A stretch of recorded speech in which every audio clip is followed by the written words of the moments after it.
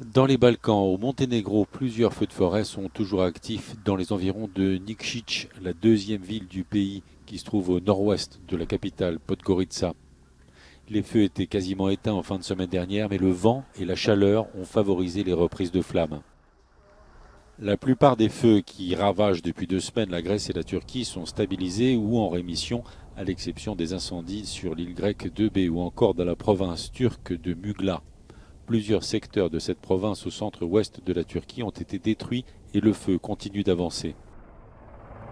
En Italie, sur la côte adriatique, une station balnéaire au nord de Bari a été partiellement évacuée face à la progression des flammes. Plus au sud, la Calabre a été particulièrement touchée par les incendies. Une soixantaine de feux de forêt se sont déclarés et 2 personnes y ont été tuées en fin de semaine dernière. L'ampleur des incendies est beaucoup plus importante dans le nord de la Russie.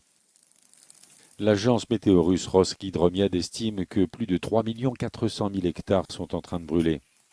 Au nord de la Sibérie, la Yakoutie est la région la plus touchée et la situation continue de s'aggraver. Les satellites de la NASA ont enregistré des images des nuages de fumée jusqu'au pôle Nord. Selon l'agence américaine, le 6 août dernier, la majeure partie de la Russie était recouverte par la fumée des feux de forêt.